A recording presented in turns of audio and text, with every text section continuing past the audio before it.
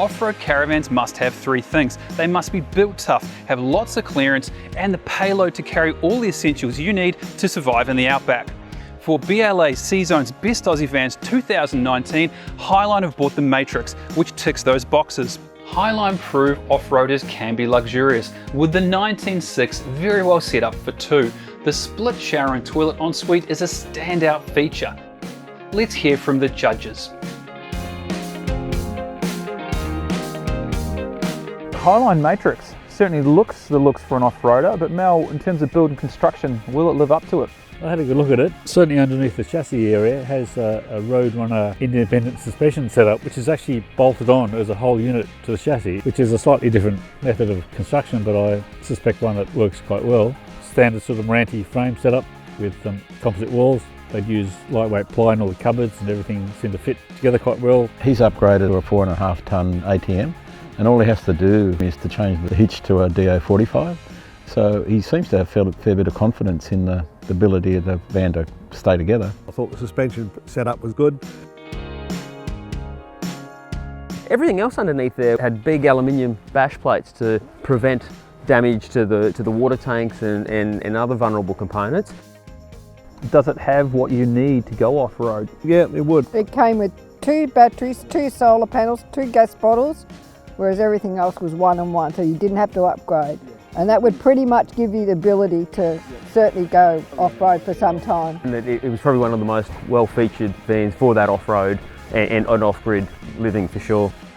You got an off-road van for 70 grand with so many inclusions. There wasn't that much that you'd want to add to that to take it away. It's well set up for off-grid camping.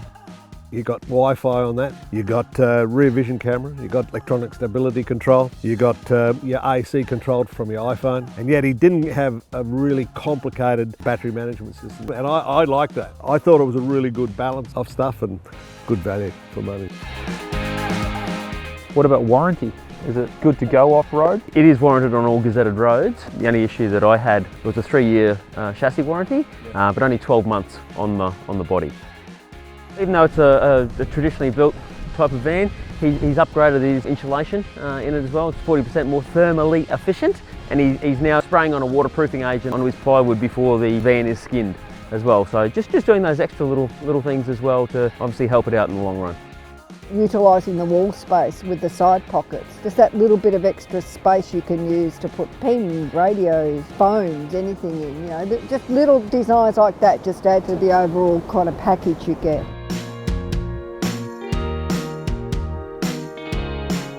How did the Highline Matrix tow? I thought it towed pretty well. I think yesterday the extra weight helped it in the wind. You know, in terms of its towability over rough ground, you'd have to give it pretty high marks, you know, given that ruggedness of that suspension, you know, double shocks, heavy duty trailing arm, DO35 hitch. It's set up to tow into rough conditions.